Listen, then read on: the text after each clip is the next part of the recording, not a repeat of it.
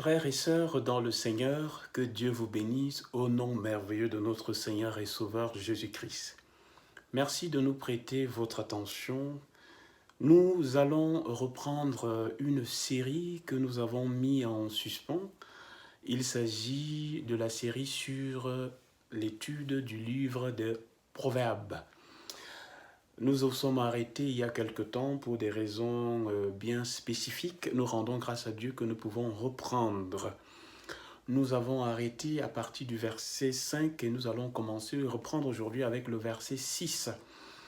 Et comme nous l'avons dit au départ de cette série, l'objectif ici est d'amener le chrétien, le croyant, à la lecture et surtout à la rétention ou à la mémorisation des chapitres et des versets.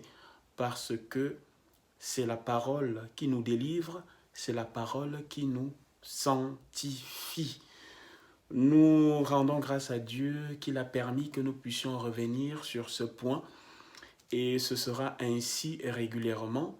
Donc je peux d'ores et déjà vous annoncer les programmes qui vont suivre chaque semaine. Vous allez remarquer qu'en début de semaine, il y aura une diffusion entre 10 et 15 minutes. En milieu de semaine, nous aurons une autre diffusion qui durera entre 20 et 30 minutes.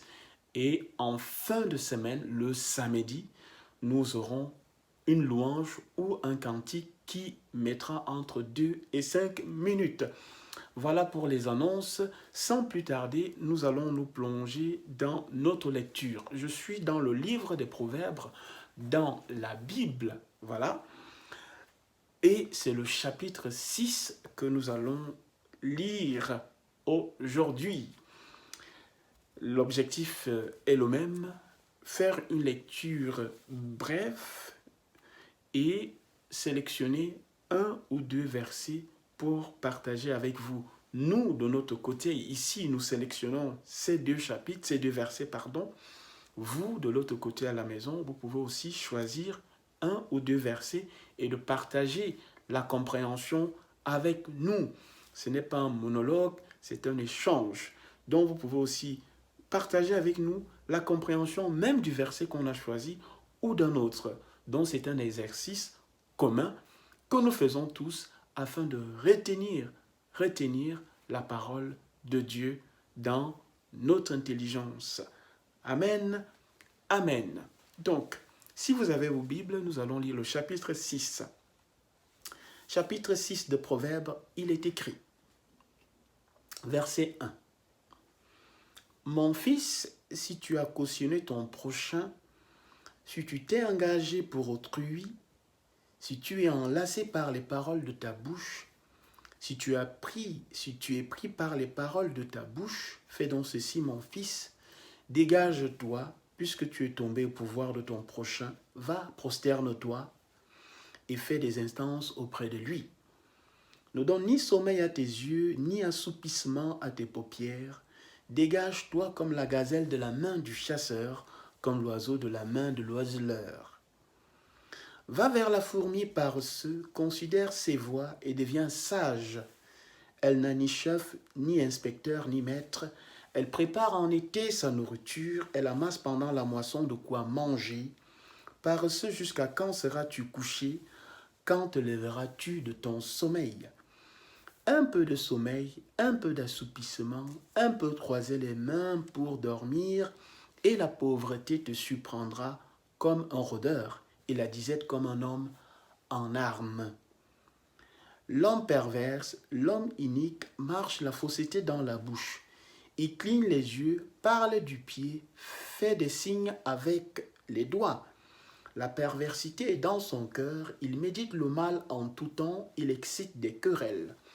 Aussi sa ruine arrivera-t-elle subitement, il sera brisé d'un coup et sans remède. Il y a 6 choses que hait l'Éternel, et même 7 qu'il a en horreur.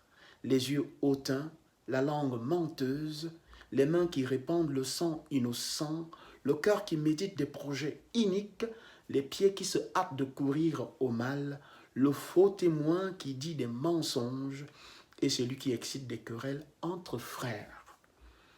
Mon fils, Garde les préceptes de ton père, ne rejette pas l'enseignement de ta mère. Lis-les constamment sur ton cœur, attache-les à ton cou, ils te dirigeront dans ta marche, ils te garderont sur ta couche. Ils te parleront à ton réveil, car le précepte est une lampe et l'enseignement une lumière. Et les avertissements de la correction sont le chemin de la vie. Ils te préserveront de la femme corrompue, de la langue doucereuse de l'étrangère, de la convoitise. Ne la convoite pas dans son cœur, ne la convoite pas dans ton cœur pour sa beauté, ne te laisse pas séduire par ses paupières, car pour la femme prostituée, on se réduit à un morceau de pain.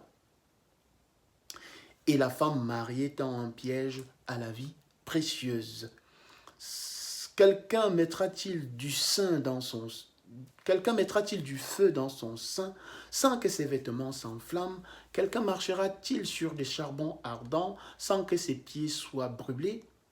Il en est de même pour celui qui va vers la femme de son prochain. Quiconque la touche ne restera pas impuni. On ne tient pas pour innocent celui qui dérobe pour satisfaire son appétit quand il a faim. Si on le trouve, il fera une restitution au septuple, il donnera tout ce qu'il a dans sa maison. Mais celui qui commet un adultère avec une femme est dépourvu de sens. Celui qui veut se perdre agit de la sorte, il n'aura que plaie et ignominie, et son opprobre ne s'effacera point. Car la jalousie met un homme en fureur, et il est sans pitié au jour de la vengeance.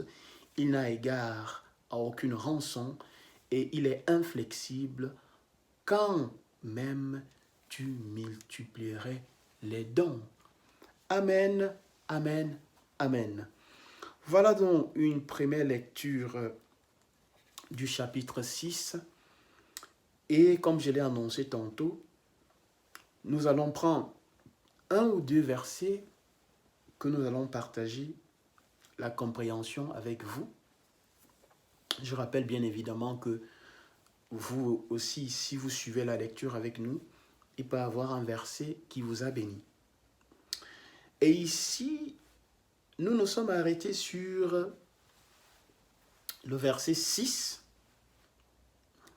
et le verset 22. Parce que le chapitre 6 en lui-même, il a 35 versets. Donc sur les 35, nous avons pris 2. Verset 6, il est écrit « Va vers la fourmi paresseux.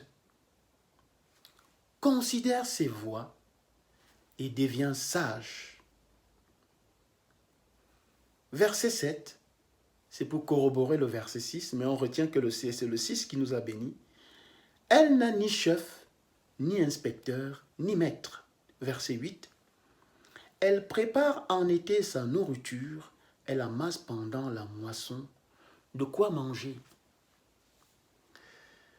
Ici, Dieu, avant l'écrivain français du nom de La Fontaine, qui a écrit des fables sur la cigale et la fourmi, il faut dire que la Bible a été écrite des milliers d'années avant que La Fontaine n'existât. Ici, Dieu est en train de reprendre quelqu'un qui est paresseux. Un paresseux, c'est quelqu'un qui ne veut rien faire, qui se plaint tout le temps, qui a des problèmes et qui n'agit pas et qui accuse tout le monde. Qui a faim, qui n'a rien. Paresseux, la Bible dit, va faire la fourmi. Ça veut dire, va regarder la nature. La fourmi est un petit insecte pour quelqu'un qui est issu de la zone tropicale comme moi.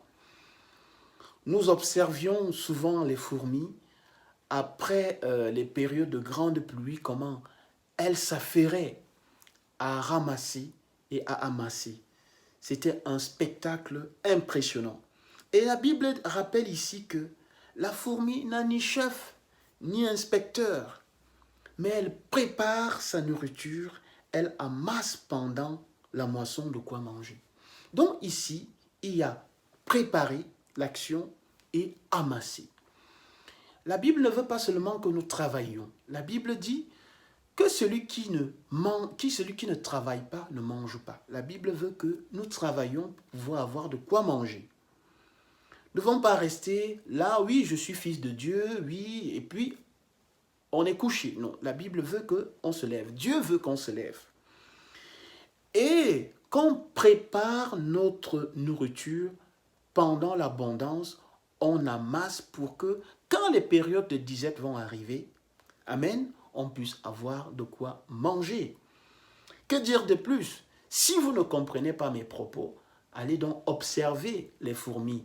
Ici, Dieu renvoie dans le paresseux qui ne veut plus écouter les conseils, d'aller regarder comment la fourmi agit pour pouvoir apprendre d'elle. Amen. Vous également, vous pouvez partager la compréhension que vous avez eue avec nous sous cette vidéo par vos commentaires. Verset 23, le second verset avec lequel on va partager avec vous et que nous, on va mémoriser. Il est écrit, le verset 23 au chapitre 6, « Car le précepte est une lampe et l'enseignement une lumière et les avertissements de la correction sont le chemin de la vie. » Amen, amen, amen. Un précepte est une recommandation, un conseil que quelqu'un peut recevoir, qu'on reçoit de Dieu, de nos parents. Parce que si vous allez plus haut, le verset 20 plus haut dit « Mon fils, garde mes préceptes. » Ici, Dieu nous parle comme un père, comme une mère. Et nous dit, les préceptes, les commandements qu'il nous a donnés, on doit les garder. Garde mes préceptes, car le précepte est une lampe et l'enseignement une lumière. Toujours pour ceux qui ont vécu en zone équatoriale et tropicale comme moi, dans des zones qui ne sont pas encore éclairées par de la lumière de ville ou électrique, vous allez voir combien il est important d'avoir une lampe quand le soleil se couche et qu'il n'y a plus d'éclairage du soleil. Pour se déplacer d'une case à une autre ou d'un petit village à un autre, on a besoin d'une lampe. Et là, la lampe devient votre soleil et la lampe vous éclaire. Et Dieu utilise cette figure de style, cette rhétorique, pour montrer combien est importante une lampe qui nous éclaire quand on est dans les ténèbres. Quand vous êtes dans les ténèbres et que vous avez une lampe, vous savez au moins où mettre vos pieds. Les préceptes donc que Dieu donne, les commandements que Dieu donne, les enseignements que Dieu donne, deviennent donc comme une lampe qui va nous guider sur le chemin de cette vie. Quand il y a une difficulté, quand il y a un problème, un souci, une montagne qui se place devant nous, alors on utilise les préceptes. Les préceptes, c'est pour pouvoir s'échapper des difficultés, d'accord? C'est deux choses. Et l'enseignement, c'est pour avoir l'intelligence face à une énigme ou à une action qu'on doit poser. Amen. Les préceptes est une chose et les enseignements sont une autre chose. Les préceptes, c'est les commandements de Dieu. Tu ne feras pas, tu ne feras pas, tu ne feras pas, tu ne feras pas. Et l'enseignement ici peut aussi être considéré comme quoi? La sagesse. La sagesse que Dieu donne à travers sa parole. Ce livre, appelé Bible, est rempli de sagesse. Et Jacques, dans le chapitre 4 du livre de Jacques, Jacques dit, celui qui manque de sagesse, qu'il la demande à Dieu. Et on ne peut recevoir la sagesse de Dieu qu'en allant à la source qui est Dieu et par son livre qu'il a rendu disponible, qui est la Bible. Pour corroborer ce passage, je vais vous amener vers un chapitre que j'aime beaucoup lire, le chapitre 119 de Psaume, qui dit ceci: du verset 9 au verset 11, et c'est par là qu'on va terminer. Il est écrit, comment, c'est une question, comment le jeune homme rendra-t-il pur son sentier? Le livre de Proverbes est aussi appelé le livre de la jeunesse.